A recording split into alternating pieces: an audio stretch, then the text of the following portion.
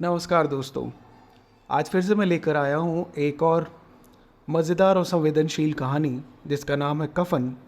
और लिखा है इसे हिंदी साहित्य के शिरोमणि लेखकों में से एक मुंशी प्रेमचंद जी ने। आइए सुनते हैं कफ़न।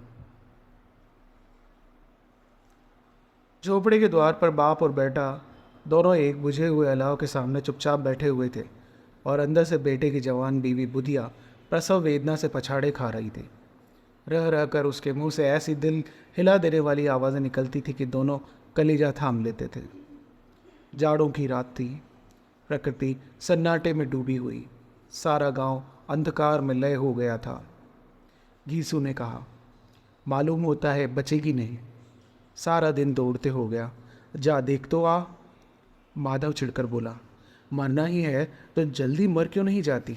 देख कर क्या करूं? तू बड़ा बेदर्द है बे। साल भर जिसके साथ सुख चैन से रहा, उसी के साथ इतनी बेवफाई। तो मुझसे तो उसका तड़पना और हाथ पांव पटकना नहीं देखा जाता। चमारों का कुनबा था और सारे गांव में बदनाम। यीशु एक दिन काम करता तो 3 दिन आराम करता। माधव इतना कामचोर था कि आधे घंटे काम करता तो घंटे भर चिलम पीता। इसलिए उन्हें कहीं मजदूरी नहीं मिलती थी। घर में मुट्ठी भर अनाज होता तो उनके लिए काम करने की कसम थी।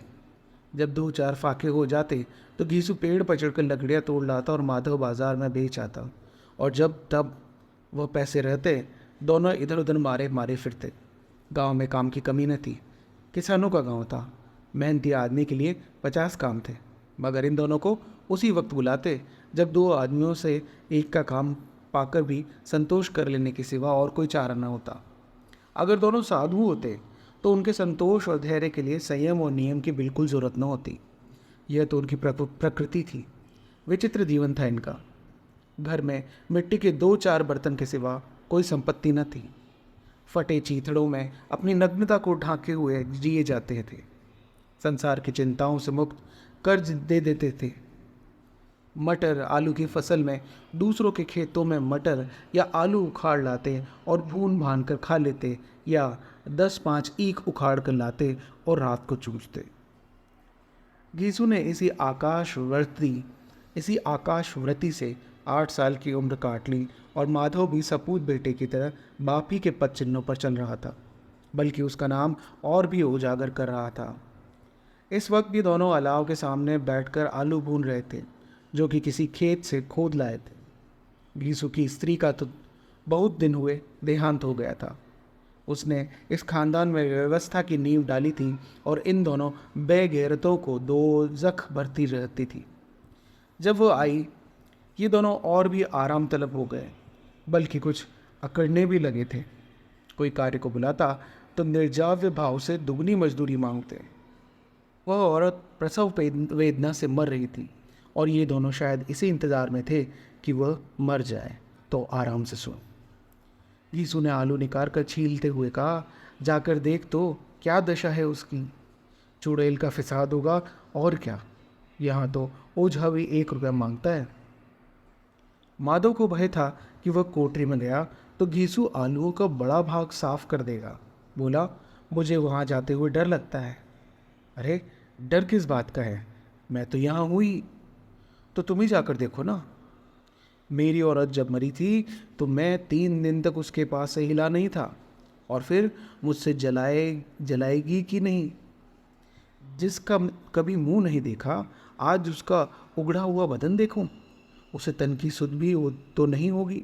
मुझे देख लेगी तो खुलकर हाथ पांव भी नहीं पटक पाएगी।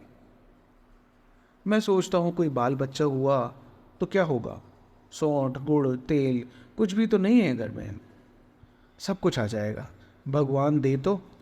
जो लोग अभी 1 पैसा नहीं दे रहे हैं, वे ही कल बुलाकर रुपए देंगे। मेरे 9 लड़के हुए, घर में कभी न था, मगर भगवान ने किसी न किसी की तरह बेड़ा पार लगाया। जिस समाज में रात दिन मेहनत करने वालों की हालत उनकी हालत से बहुत कुछ अच्छी न थी, और किसानों के मुकाबले में वे लोग जो किसानों की दुर्बलता से लाभ उठाना चाहते थे, कहीं ज़्यादा संपन्न थे। यहाँ इस तरह की मनोवृत्ति का पैदा हो जाना कोई अचरज की बात नहीं थी। हम तो कहेंगे घीसू किसानों से कहीं ज़्यादा विचारवान था और किसानों के विचार शून्य समूह में शामिल होने के बदले बैठकबाजों की कुत्सित मंडली में जा मिला था। हाँ, उसमें यह शक्ति नहीं थी कि बैठकबाजों के नियम और नीति का पालन करता। इसलिए जहाँ उसकी मंडली के लोग गांव के सरगना और मुखिया बने हुए थे, उस पर सारा गांव उंगली उठाता था।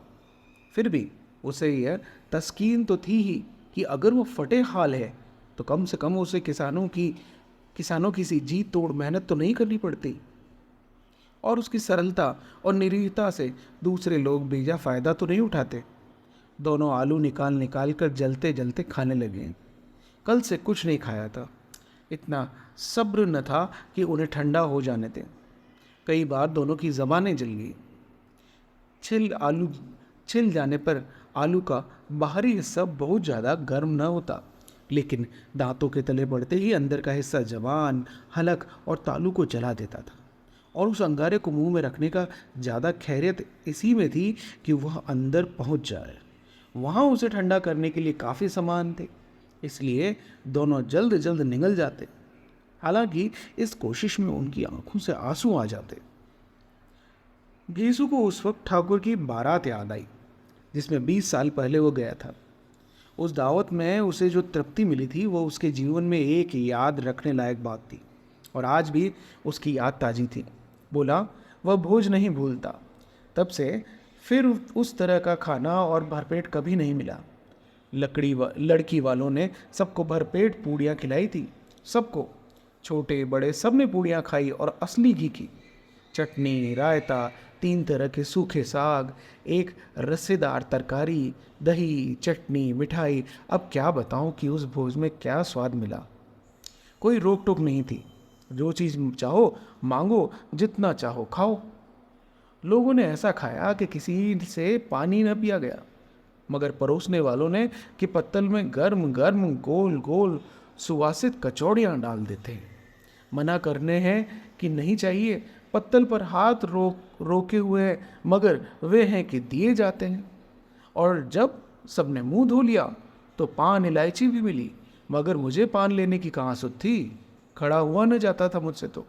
चटपट खाकर अपने कंबल में लेट गया। ऐसा दिल दरिया था वह ठाकुर। माधव ने इन पदार्थों का मन ही मन मजा लेते हुए कहा, अब हमें कोई भोज नहीं खिलाता। अब कोई क्या खिलाएगा? वह ज़माना दूसरा था। अब तो सबको किफ़ायत सूझती है। शादी ब्याह में मत खर्च करो, क्रियाकर्म में मत खर्च करो। पूछो गरीबों का माल बटोर बटोर कर कहाँ रखेंगे? बटोरने में तो कमी नहीं है, हाँ खर्च में किफ़ायत सूझती।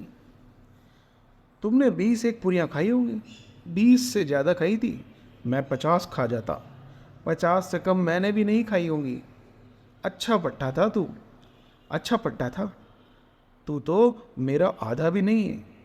आलू खाकर दोनों ने पानी पिया और वहीं अलाव के सामने अपनी धोतियाँ ओढ़कर पाँव पेट में डाले सो गए, जैसे 2 बड़े बड़े अजगर गेंडुलियाँ मारकर पड़े हों।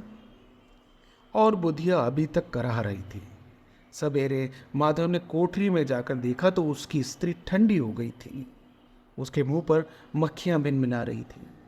पथराई हुई आंखें ऊपरी टंगी हुई थी। सारी देह धूल से लथपथ हो रही थी, मगर पेट में बच्चा मर गया था। माधव भागा हुआ घीसू के पास आया। फिर दोनों जोर जोर से हाय हाय करने और छाती पीटने लगे। पड़ोस वालों से यह रोना धोना सुना तो दौड़े हुए आए और पुरानी मर्यादा के अनुसार इन अभागों को समझाने लगे, मगर ज़्यादा रोना पीटने का अवसर न था। कफन की और लकड़ी की फिक्र करनी थी। घर में तो पैसा इस तरह गायब था जैसे चील के घोंसले से मांस। बाप बेटे रोते हुए गांव के जमींदार के पास गए। वह इन दोनों की सूरत से नफरत करते थे। कई बार इनको अपने हाथों पीट चुके थे। चोरी करने के लिए, वादे पर काम पर न आने के लिए। पूछा, क्या है बेगिसुआ, रोता क्यों है? अब तो तू कहीं दिखाई भी नहीं देता। मालूम होता है इस गांव में रहना नहीं चाहता। घीसू ने जमीन पर सिर रखकर आंखों में आंसू भरते हुए कहा, सरकार बड़ी विपत्ति में हूँ। माधव की घरवाली रात को गुजर गई। रात भर तड़पती रही सरकार। हम दोनों उसके सिरहाने बैठे रहे। दवा दारू जो कुछ हो सकता था सब किया, मगर वह हमें दगा दे गई। अब कोई एक रोटी देने वाला नहीं रहा मालिक। तबाह हो गए, घर उजड़ गया। आपका गुलाम हूँ, अब आपके सिवा कौन उसकी मिट्टी पार लगाएगा। आपके हाथ में तो जो कुछ था वह हमारे हाथ में तो जो कुछ था वह सब दवादारों में उठ गया। सरकार ही की दया होगी तो उसकी मिट्टी उठेगी। आपके सिवा किसके द्वार पर जाऊं। जमींदार साहब दयालु थे, मगर घीसू पर दया करने वाले कंबल पर रंग चढ़ाना था। जी में तो आया कह दें, चल दूर हो जाए यहाँ से। यूँ तो बुलाने से भी नहीं आता, आज अब गरज पड़ी तो आकर खुशामद कर रहा है। हराम खोर कहीं का बदमाश। लेकिन यह क्रोध या दंड का अवसर न था। जी में कुड़ते हुए 2 रुपए निकाल कर फेंक दिए, मगर सांत्वना का एक शब्द भी मुंह से न निकाला। उसकी तरफ ताकत तक नहीं, जैसे सिर का बोझ उतारा हो। जब जमींदार साहब ने 2 रुपए दिए तो गांव के बनिए महाजनों को इनकार का साहस कैसे होता। गीसू जमींदार के नाम का ढिंडोरा भी पीटना जानता था। किसी ने 2 आने दिए, किसी ने 4 आने। 1 घंटे में घीसू के पास 5 रुपए की अच्छी रकम जमा हो गई। कहीं से नाज मिल गया, कहीं से लकड़ी। और दोपहर को घीसू और माधव बाजार से कफन लाने चले। इधर लोग मांस वास काटने लगे। गांव की नर्म दिल स्त्रियां आ आकर लाश देखती और उसकी बेकसी पर 2 बूंद आंसू गिरा कर चली जाती थी। बाजार में पहुंचकर घीसू बोला, लकड़ी तो उसे जलाने भर को मिल गई है। क्यों माधव? माधव बोला, हाँ लकड़ी तो है, अब कफन चाहिए। तो चलो कोई हल्का सा कफन ले ले। हाँ और क्या, लाश उठते उठते रात हो जाएगी। रात को कफन कौन देखता है। वैसे कैसा बुरा रिवाज है कि जीते जी तन ढांकने को चिथड़ा न था और उसे मरने पर नया कफन चाहिए। कफन लाश के साथ जल ही तो जाता है, और क्या रखा रहता है। यही 5 रुपए पहले मिलते तो कुछ दवा दारू कर लेते। दोनों एक दूसरे के मन की बात ताड़ रहे थे। बाजार में इधर उधर घूमते रहे। कभी इस बाजार की दुकान पर गए, कभी उसकी दुकान पर। तरह तरह के कपड़े, रेशमी और सूती देखे, मगर कुछ जचा नहीं। यहाँ तक कि शाम हो गई। तब दोनों ने न जाने किस देवी प्रेरणा से एक मधुशाला के सामने आ पहुँचे और जैसे किसी पूर्व निश्चित व्यवस्था से अंदर चले गए। वहाँ ज़रा देर तक दोनों असमंजस में खड़े रहे। फिर घीसू ने गद्दी के सामने जाकर कहा, साहू जी एक बोतल हमें भी देना। उसके बाद कुछ चिखोना आया, तली हुई मछली आई और दोनों बरामदे में बैठकर शांतिपूर्वक पीने लगे। कई कुज्जियाँ ताबड़तोड़ पीने के बाद दोनों सरूर में आ गए। यीशु बोला, कफन लगाने से क्या मिलता, आखिर जल ही तो जाता। कुछ बहू के साथ तो जाता ना। माधव आसमान की तरफ देखकर बोला, मानो देवताओं को अपनी निष्पक्षता का साक्षी बना रहा हो। दुनिया का दस्तूर है, नहीं लोग बामनों को 1000 रुपये क्यों दे देते हैं। कौन देखता है परलोक में मिलता है या नहीं।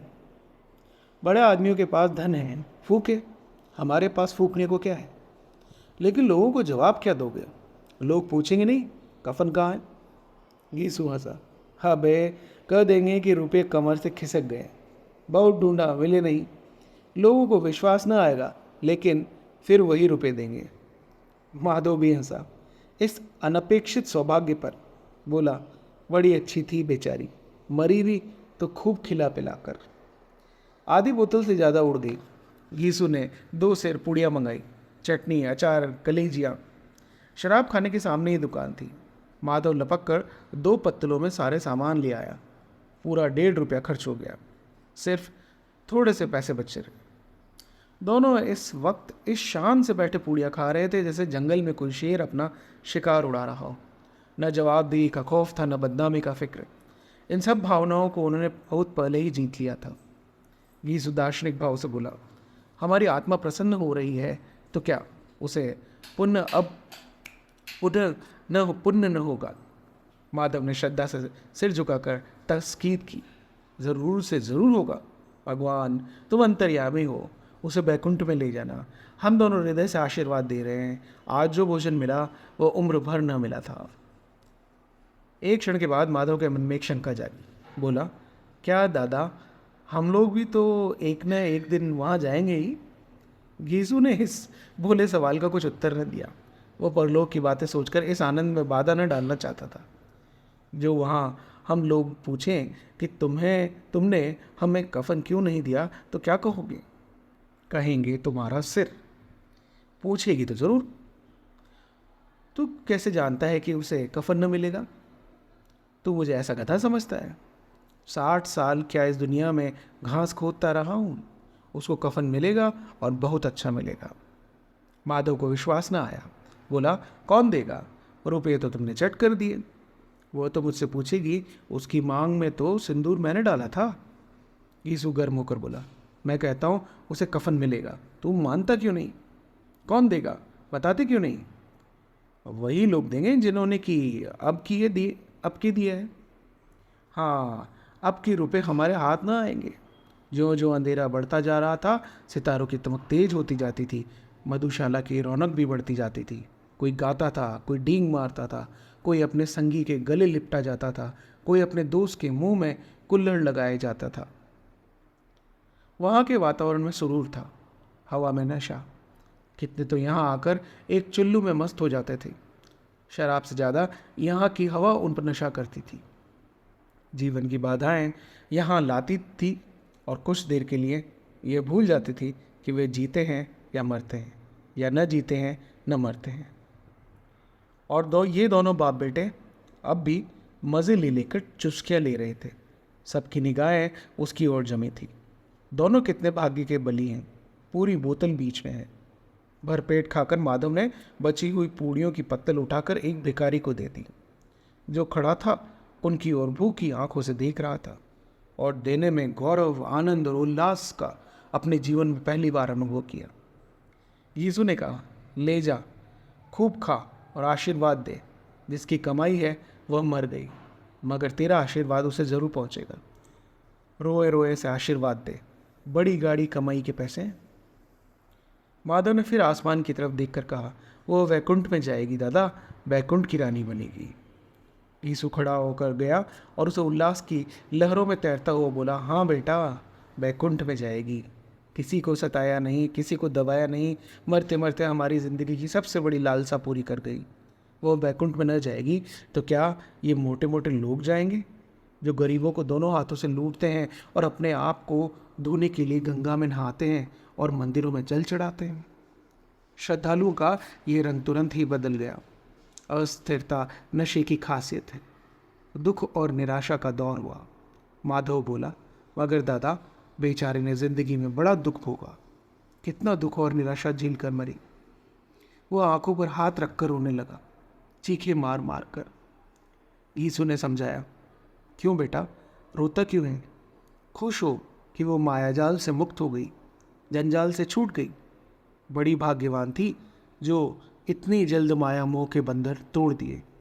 और दोनों खड़े होकर गाने लगे, ठगिनी क्यों नैना झमकावे ठगिनी। पियक्कड़ों की आंखें इनकी ओर लगी हुई थी और ये दोनों अपने दिल में मस्त गाए जाते थे। फिर दोनों नाचने लगे, उछले भी, कूदे भी, गिरे भी, मटके भी, भाव भी बताए, अभिनय भी किए और आखिर नशे में मदमस्त होकर वहीं गिर पड़े। बिंदु पर आकर के, एक ऐसे मोड़ पर आकर के हमारी कहानी जो है वो ख़त्म होती है, जिसमें वे दोनों मस्त होकर, लापरवाह होकर सारी चिंताएं छोड़ देते हैं और क्या लेना जाना था, कहाँ पहुँच गए, कोई चिंता नहीं। कहानियों के माध्यम से अगर कुछ अच्छा लगा तो वो कमेंट्स में लिखिए। कहानी कहने की शैली में अगर कुछ परिवर्तन करना हो तो वो आप कमेंट्स में ज़रूर बताएं।